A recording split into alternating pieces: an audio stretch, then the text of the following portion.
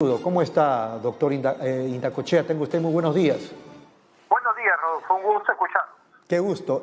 Cuéntenos, ¿cuál es su impresión sobre cómo está funcionando el Congreso de la República? Ya no es el Congreso que se disolvió felizmente el año pasado, sino este nuevo Parlamento, pero con algunas o varias acusaciones de populismo, o de demagogia. ¿Cuál es su impresión? Mire, la verdad que yo creo que este Congreso es espejo del Congreso anterior, ¿no? Me explico mejor. Hay toda una campaña populista de por medio. El mismo presidente del Congreso, de Acción Populista, ha declarado de que ellos están para canalizar el clamor popular. ¿Ya? ¿Y qué sucede? Ninguno de sus proyectos es sujeto a comisión, a evaluación previa, ¿ya? Y posteriormente a una segunda votación.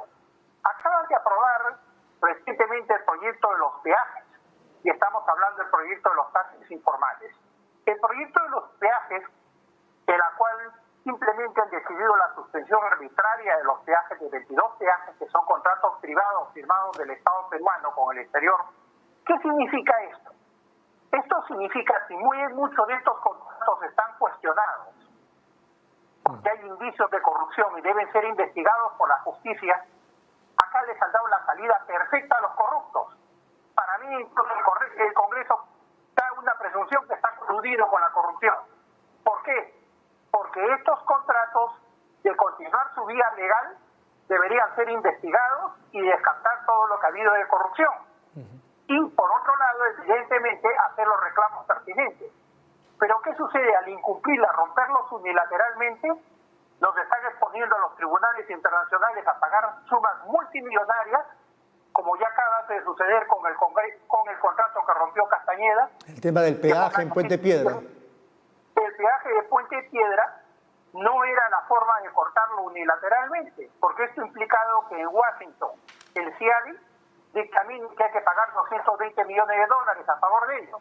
En otras palabras, lo que se ha logrado con esto es que peajes en los cuales puede haber indicios de corrupción resulten ellos compensados con una suma millonaria y adicionalmente se supriman todas las acusaciones o los indicios que pueden haber ante el Poder Judicial. Pero yo me acuerdo, yo me acuerdo, doctor Indacochea, que la gente lo presionaba al entonces alcalde de Lima para que quitaran el peaje de Puente Piedra. Ya, pero primero habían indicios que esos contratos no son contratos adecuados, que habían indicios de corrupción, de acusaciones de por medio. Y hay trámites formales que seguir. ¿Qué ha implicado romperlo unilateralmente? Que simplemente el CIADI, cuando esto ha llegado al Tribunal Internacional, dictamine que no se siguió los procedimientos pertinentes, no se consideró los aspectos técnicos y jurídicos, y tenemos que pagar hoy día 230 millones de soles todos los limeños. Entonces, esto mismo va a suceder con los 18 contratos que el Congreso recientemente ha decidido unilateralmente cortar el peaje. Entonces, a mí me da un indicio que acá lo que están haciendo es actuar a favor de la corrupción. Mejor no lo podrían haber hecho para ellos. Y por otro lado, acá, cuando tengamos que pagar esas sumas millonarias, van a afectar a los mismos que tratamos de proteger, a los mismos que ellos dicen que tratan de favorecer, porque son todos los ciudadanos. Y por otro lado, ¿quién va a pagar el mantenimiento, las carreteras, las emergencias que haya, o va a haber un deterioro ya permanente en los contratos incumplidos? Entonces, esta es una muestra, pongamos, de lo responsable que es unilateralmente decidir la suspensión del peaje. El otro acuerdo ha sido el de los taxis informales. ¿Qué significan los taxis informales? Los taxis informales implican que el caos que existe en Lima se traslada a nivel de todo el país.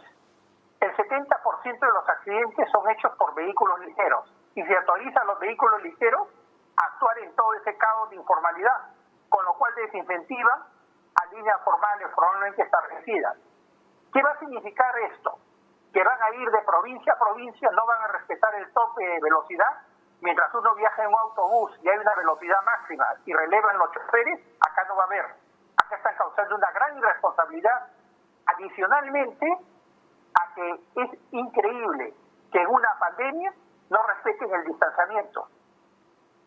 Mire usted la responsabilidad que han cometido. Están repitiendo la historia de lo que hicieron con la juramentación y han terminado hasta ahora 11 congresistas contaminados. Y para terminar con este Congreso, la declaración jurada de intereses. No la quieren presentar. No quieren transparencia en la información. No quieren decirnos a quiénes tienen que pagar los favores. Pongamos el congresista que aprobó, que lideró lo de los taxis informales, era abogado de los taxis informales. Entonces teníamos que estar convencidos, informados de que este señor tenía un interés previo y iba a defender esos intereses a quienes los habían financiado a él. No, y el presidente del Congreso, Merino de Lama, dijo que iba a presentar su declaración jurada de intereses cuando se acabe el estado de emergencia. Ninguno, miles de funcionarios públicos publican sus declaraciones juradas de intereses en las páginas web. Este Congreso aprobó ocultar los intereses. ¿Ya? Ahora, que ellos mismos lo van a hacer, de ninguna manera. Acá hay un proceso, digamos, de ocultamiento de información, falta de transparencia, incentivo de la corrupción. Entonces yo acá veo un Congreso tremendamente populista, ¿no?, que en muchos casos está ocultando la información con falta de transparencia, y muchas de las decisiones me dejan de pensar como la de los peajes, porque con la de los peajes le están haciendo el favor a los concesionarios, a las empresas concesionarias, que en muchos casos están acusadas de corrupción, de darles la opción para que se incumpla el contrato, reclamen internacionalmente y posteriormente salgan liberados de cualquier proceso. ¿Le parece también un desacierto del Parlamento el retiro del 25% de las AFPs? Cuidado con su respuesta, doctor Indacochea, porque hay mucha gente que lo está escuchando y lo está viendo. Totalmente de acuerdo. Mire, acá la idea es la siguiente. La idea era que el Ejecutivo aprobó hasta un retiro de 5.000 soles para aquellos que ya habían dejado de colaborar, apostar a la SFP durante los últimos 6 meses. El Congreso, en una decisión populista, levantó ese tope. Pero ¿qué sucede?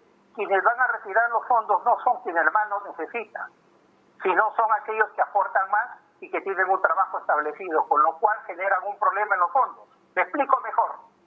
Si en mi barrio las propiedades bajan de valor, pierden valor, yo liquido el valor de mi propiedad, no solamente estoy perdiendo dinero, sino hago perder dinero a los demás.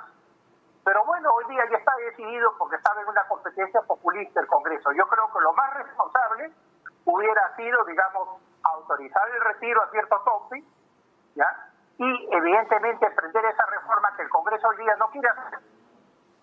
¿Por qué? Porque una reforma del sistema de pensiones implica que las AFP cobren en función de las comisiones de rentabilidad. Si ellos ganan, nos cobran. Si pierden, no tienen por qué cobrarnos. Que evidentemente haya una integración de los sistemas, hay una solidaria mínima. Esa agenda es una agenda técnica profesional. Y el Congreso está en una campaña tremendamente populista. Cuando la gente que hoy día retire sus fondos y tenga que jubilarse en unos cuantos años, evidentemente va a recordar la irresponsabilidad que cometió el Congreso. Muy bien, para terminar, UPP ha anunciado 2 proyectos de ley en estas últimas horas. Una sobre el servicio militar obligatorio y la otra relacionada al tema de cómo hacer para que los funcionarios públicos sean fuertemente sancionados. Entonces el proyecto habla de fusilamiento incluso. ¿Qué le parece? Bueno, esas son decisiones, pues el problema es que no solamente es el populismo, lo peor es ese populismo autoritario y que piense que hay una salida militar, que fue como se gestó en Chávez en Venezuela. Chávez en Venezuela dio populismo, respuestas populares, y evidentemente miren en qué terminaron. Acá creo que hay que ir muy seriamente y por partes. La corrupción tiene que ser condenada. Yo creo que no solamente en el caso de la emergencia nacional, que es una traición a la patria, retirar a los militares involucrados, sino evidentemente que pierdan su jubilación, que pierdan su cesantía, los funcionarios públicos que ingresen en acto de corrupción. Porque si tenemos los generales comprometidos en las denuncias de corrupción, se retiran sin ningún problema, con el sueldo que sigue pagando el Estado. Claro. O en el mismo caso del presidente de Toledo, acusado de corrupción del robo que hubo en el país, y se retira sin ningún problema y cobra su pensión mes a mes. Yo creo que ahí hay que trabajar y evidentemente tener una mano más firme con la corrupción en épocas de pandemia. Muy bien. Y el otro tema del servicio militar, yo creo que ahí tenemos que ser cuidadosos, ¿no? Porque primero tenemos el servicio militar da un sentido de identidad, evidentemente con el país un compromiso, pero tendría que hacerse, digamos, escalable, ¿no? O Claro. sea, de acuerdo a las condiciones universitarios, educación secundaria, educación básica, para poder integrar al país, ¿no? Así Pero es. no es así un proyecto, pues, manos militares y que instaline de un día para otro a fusilarnos. Yo creo que evidentemente se quedaron en la Edad Media, ¿no? Muy bien, doctor, nos tenemos que ir un ratito a la pausa y luego regresamos para hacerle una última pregunta, por favor. De acuerdo.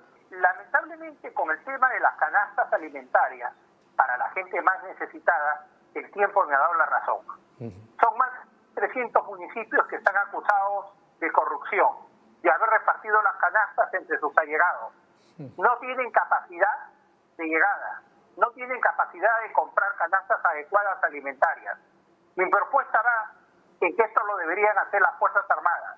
Las Fuerzas Armadas con una organización logística a nivel de las comandancias regionales, comprar las canastas alimentarias y poderlas repartir durante el toque de queda. Las viviendas, las casas, que las familias que necesiten ese apoyo alimentario ponen un trapo rojo para a fin de que puedan ser atendidas.